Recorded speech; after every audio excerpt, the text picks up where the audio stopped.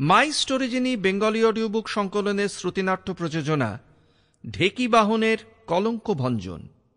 মূল কাহিনী রচয়িতা সাহিত্যিক স্বর্গীয় মনোরঞ্জন ভট্টাচার্য। গল্প পাঠে এবং বিভিন্ন চরিত্র ভূমিকায় সহযোগী কণ্ঠশিল্পীরা হলেন যথাক্রমে উজ্জ্বল চট্টোপাধ্যায়, নীলাঞ্জনা দত্ত, মাস্টার আত্মদীপ ভান্ডারী এবং অগ্নিভ।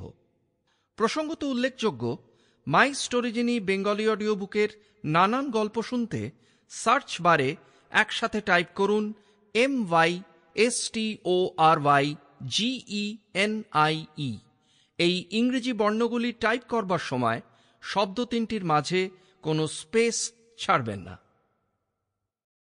শুরু হল মাই স্টোরিজিনী বেঙ্গলি অডিও বুকের শ্রুতি নাটক প্রযোজনা ঢেকি বাহনের কলঙ্ক ভঞ্জন। মহারাজ রাবণের লঙ্কাস্থ বাড়িতে কিছু সমারোহের আয়োজন হইয়াছে। সামনেই রানী মন্দোদরীর তারকাব্রত উদযাপনের দিন। মানুষীদের মতো রাক্ষসীদেরও ব্রত আছে, আর তার মধ্যে তারকাব্রতই হল সর্বশ্রেষ্ঠ।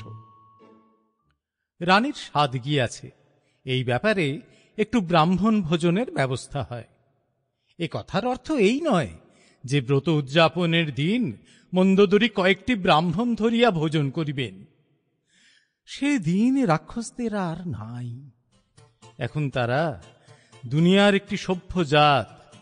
দেশের সদ্ব্রাহ্মণদের ওদিন পেট পুড়িয়া খাওয়ানোই রানীর আন্তরিক অভিলাষ। সভ্য হইবার সঙ্গে সঙ্গে রাবণ রাজা ইদানিং বড়ই কৃপণ হইয়া পড়িয়াছেন।